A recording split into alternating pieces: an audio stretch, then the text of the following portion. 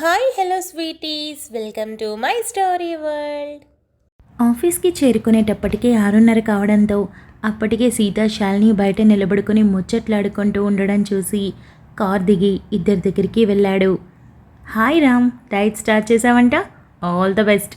ఇక మీద నాకే కాదు అందరూ అమ్మాయిలకి క్రష్ అయిపోతావు చూసుకో అని శాలిని అనడంతో రామ్ మరింత అందంగా నవ్వేస్తూ మరి బయలుదేరుదామా శాలిని, ఓకేనా లేదా ఏదైనా పని ఉందా అని రామ్ అడిగాడు.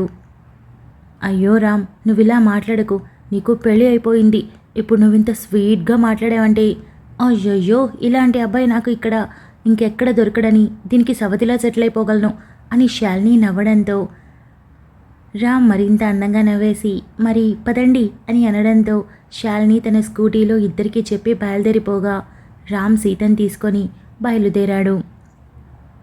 ఏంటి రాముడు, ఎలా ఉంది ఈరోజు? నీ డైట్ ఏదైనా నీరసం లేదా మరేదైనా ఇబ్బంది అనిపిస్తుందా అని సీత అడిగింది. ప్రస్తుతానికి ఏం లేదు, బాగానే ఉంది.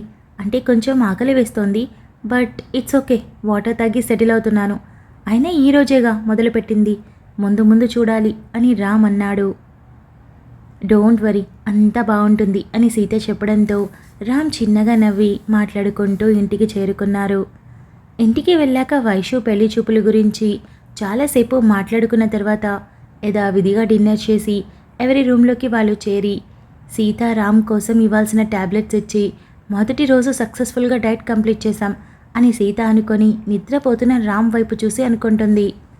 తెల్లారి కూడా చాలా బాగా గడిచిపోయింది. రామ్ ఎలాంటి ఇబ్బంది పడకపోవడంతో సీత చాలా రిలాక్స్ అయింది. ఆ తెల్లారి నిద్ర లేచిన సీత పెళ్లి చూపుల కారణంగా అది కూడా 10 గంటల నుండి 11 గంటల లోపు బాగుంది అని చెప్పడంతో హడావిడిగా ఏర్పాట్లు అన్నీ చూసుకుంటూ ఉంది. నిద్ర లేచిన రామ్కి తల తిరిగిపోతున్నట్టుగా అనిపించింది. 2 రోజులు ఫుడ్ అమాంతం తగ్గించడంతో వీక్నెస్ అని రామ్కి అర్థమై తనను తాను కంట్రోల్ చేసుకొని ఎప్పట్లా సీత ఇచ్చిన వాటర్ని తాగి ఫ్రెష్ అవ్వడానికి వెళ్ళి బయటకు వచ్చేసరికి సీత రామ్ కోసం బ్రేక్ఫాస్ట్ సిద్ధం చేసింది. అది తిన్నాక రామ్కి కాస్త రిలాక్సింగ్గా అనిపించడంతో ఆ రోజు ఎలానో హాఫ్ డే లీవ్ పెట్టడంతో వెళ్ళి హాల్లో కూర్చున్నాడు.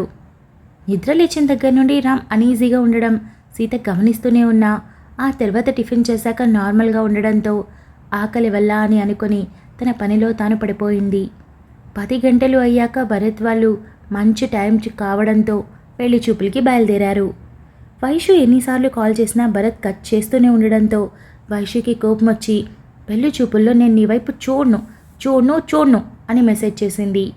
భరత్ మెసేజ్ చూసి నవ్వుకుని ఫోన్ పక్కన పెట్టి డ్రైవింగ్ మీద దృష్టి పెట్టాడు. రామ్ని గమనించిన సీత రూమ్లోకి వెళ్తూ రామ్ ఒకసారి వస్తావా, చిన్న మాట అని సీత పిలవడంతో రామ్ లేచి సీత వెనక రూమ్లోకి వెళ్ళాడు. సీత రామ్ని తప్పుకోమని చెప్పి డోర్ లాక్ చేసి రామ్ వైపు తిరిగి తన 2 చేతులు పట్టుకొని ఏమైంది, ఏదో తేడాగా కనిపిస్తున్నా, అనీజీగా ఏమైనా ఉందా అని సీత అడిగింది. సీత, నువ్వు నన్ను గమనిస్తూనే ఉంటావా అని రామ్ అడిగాడు. ఏ పని చేస్తున్నా ఒక కన్ను నీ మీద ఉంటుంది కదా రాముడు అని సీత చిన్నగా నవ్వింది. ఏం లేదు, సడన్గా ఫుడ్ తగ్గించాను కదా, పైగా 2 రోజులైంది కదా, కొంచెం నీరసంగా అనిపిస్తుంది అంతే, బట్ నేను చాలా బాగున్నాను అని రామ్ చెప్పాడు. రామ్, నీకు మళ్ళీ మళ్ళీ చెప్తున్నాను, నీకు ఇబ్బందిగా ఉంటే చెప్పు, ఎక్స్ట్రాగా ఏమైనా తినొచ్చు, తప్పేం కాదు. ఇదేమైనా మిలిటరీ స్కూల్ అనుకుంటున్నావా నువ్వు? ఇదే తినాలి ఇంతే తినాలి అని చెప్పడానికి కాదు కదా. సో నీకు కష్టంగా ఉంటే ఎక్స్ట్రాగా నేను ఏదో ఒకటి నీకోసం మంచిగా రెడీ చేస్తాను, కడుపు నిండా తినొచ్చు, ఏమైనా తీసుకురానా అని సీత అడిగింది. ఏమొద్దు, అలవాటు పడతానులే, మళ్ళీ ఇప్పుడు ఏమైనా తిన్నాను అనుకో రేపు కూడా కావాలనిపిస్తుంది అని రామ్ అన్నాడు.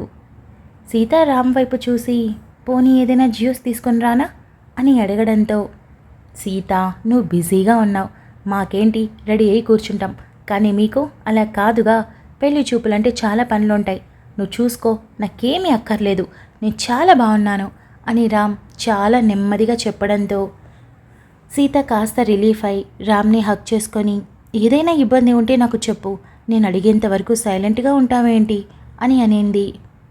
ఎందుకు అడుగుతాను, అసలు అడగను, నువ్వే నన్ను కనిపెట్టుకోవాలి, చూడు నీకై నువ్వు అడిగినందుకు ఫీల్ అయిపోయి మంచి హక్కు కూడా ఇచ్చేసావు, ఇలాంటివి దొరుకుతుంటే నేనెందుకు అడుగుతాను అని రామ్ అనడంతో సీత నవ్వుతూ రామ్ భుజం మీద చిన్నగా కొట్టి ఏదైనా ప్లీజ్ నాకు చెప్పు, ఓకేనా అని కాస్తంత ప్రేమ, కాస్తంత చిరుకోపాన్ని కలగలిపి చెప్పింది. తప్పకుండా అని రామ్ అనడంతో సీత అక్కడి నుండి వైషు దగ్గరికి వెళ్ళి చక్కగా చీర కట్టుకొని ఉండడం చూసి, సూపర్గా ఉన్నావు, సరే కూర్చో అని సింపుల్గా జారుగా జడని అల్లి 2 మూరలు మల్లెలు చక్కగా అమర్చి మెడలో చిన్న హారం, చెవులకి అందంగా ఉండేలా జుమ్కీలు పెట్టి ఫేస్కి కూడా ఏమంత మేకప్ లేకుండా చాలా చాలా సింపుల్గా తయారు చేసింది.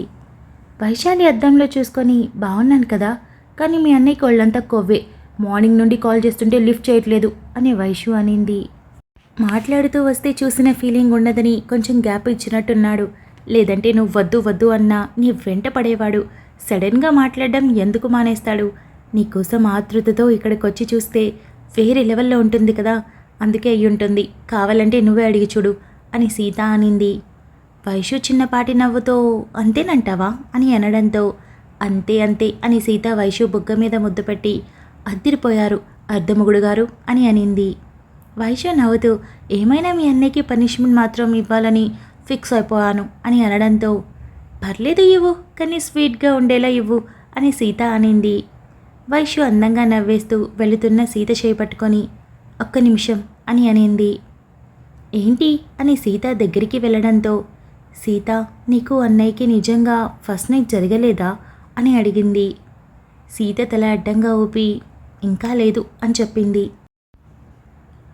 ఎందుకని అంటే కొన్నాళ్ళు గ్యాప్ తీసుకోవాలి అనుకుంటున్నారా? అయినా అందుకోసం చాలానే ఆప్షన్స్ ఉన్నాయి కదా అని వైషు అనింది. లేదు, రామ్ వెయిట్ తగ్గాలి అనుకుంటున్నాడు, అంతవరకు వద్దన్నాడు. పైగా ఇలాంటి ఒక కండిషన్ పెడితే తను తగ్గడానికి చాలా బాగా యూజ్ అవుతుంది అనుకుంటున్నాడు. నేను కూడా తనని సపోర్ట్ చేస్తున్నాను. నిజానికి నాకైతే ఇలాంటిది ఒకటి ఇష్టం లేదు. ఎందుకంటే భార్యాభర్తలన్నాక అన్ని విధాలుగా దగ్గరవ్వాలి, మానసికంగా శారీరకంగా కూడా. అప్పుడే ఆ బంధం మరింత బలపడుతుందని నా అభిప్రాయం. కానీ రామ్ ఇష్టమే నా ఇష్టం అని సీత చెప్పింది. అంటే నువ్వు చాలా ప్రిపేర్డ్గా ఉన్నావు కదా అని వైశాలి అడిగింది. పెళ్ళి అనే మాట ఇంట్లో ఊసు ఎత్తిన దగ్గర నుండి నేను ప్రిపేర్ అయిపోయాను. ఇలాంటిది ఒకటి ఖచ్చితంగా జరుగుతుంది. కొందరు మన ఇష్టంతో పని లేకుండా మీద పడతారు బాబులాగా, మరికొందరు అడిగి కొన్నాళ్ళు వెయిట్ చేద్దాం అనుకుంటారు రామ్లాగా.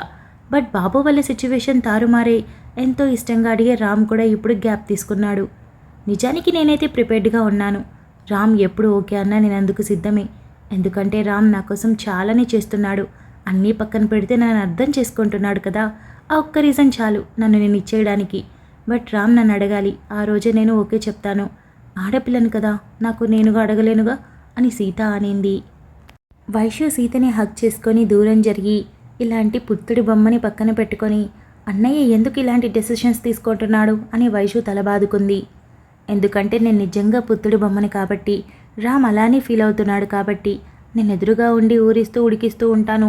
అప్పుడు తప్పక వెయిట్ లాస్ మీద కాన్సన్ట్రేషన్ పెడతాడుగా, అందుకే ఇలాంటి ఛాలెంజ్ పెట్టేసుకున్నాడు. ఇది కూడా మంచిదేలే, రామ్ వెయిట్ లాస్ అయితే మంచిదేగా, హెల్దీగా ఉంటాడు. నాకు కావాల్సింది కూడా అదే కదా. రామ్ నాతో కొద్ది రోజులు ఉండడం కాదు, లైఫ్ లాంగ్ ఉండడం కావాలి, అది కూడా హెల్దీగా అని సీత అనింది. నిజంగా ఒక ఇంట్లోకి ఒక వదిన వస్తుంది అంటే ఆ కాపురంని చిన్న భిన్నం చేస్తుందేమో, తల్లికి బిడ్డకి కాకుండా చేస్తుందేమో, అన్నకి చెల్లికి మధ్య గొడవ పెడుతుందేమో, దూరాన్ని పెంచుతుందేమో అని చాలామంది కంగారు పడతారు.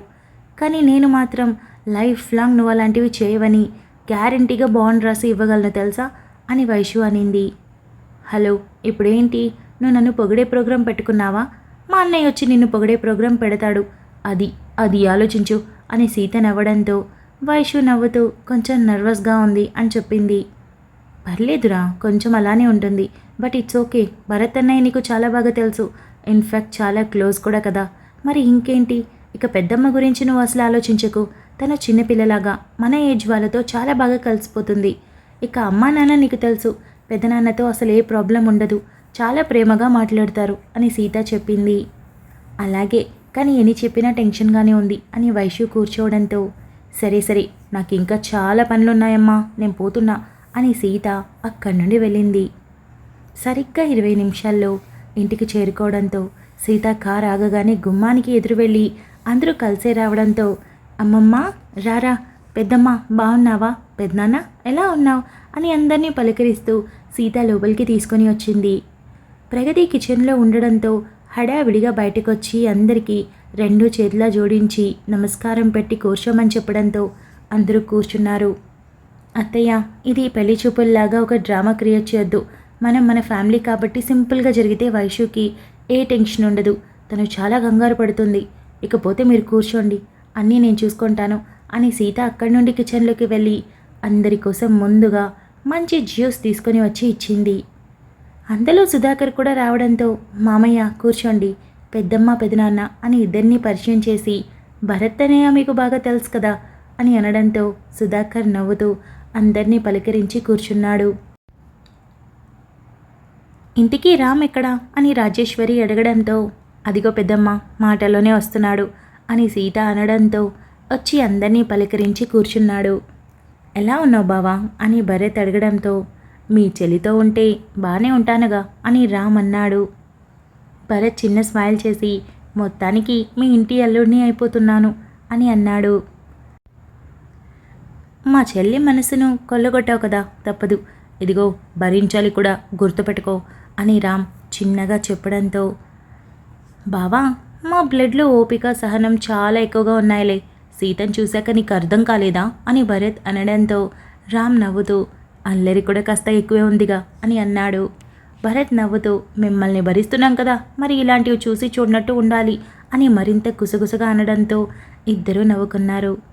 అందరూ ఒక 10 నిమిషాల పాటు మాట్లాడుకున్న తర్వాత బెడ్రూమ్లో ఉన్న వైషు అందరి మాటలు వింటూ అటు ఇటు కాలు కాలిన పిల్లిలా తిరుగుతూ ఉంది. ఏంటి వచ్చార్లు కబుర్లు చెప్పుకుంటున్నారు, టైం అవుతుంది, మా వైషుని చూడాలని ఎవరికీ లేదా, అన్నయ్య నీకు కూడానా అని సీత అనడంతో భరత్ మరింతగా బ్లష్ అవుతూ చిన్న నవ్వు నవ్వి వీళ్ళు పిలిస్తే కదా అని అన్నాడు. అందరూ గట్టిగా నవ్వారు. ప్రగతి సీత వైపు చూసి తీసుకురారా అని చెప్పడంతో సీత నవ్వుతూ రూమ్లోకి వెళ్ళి వైషు వెళ్దాం రా అని పిలిచింది. అమ్మో నాకు భయంగా ఉంది అని మరింత భయంతో చెప్పింది వైషు.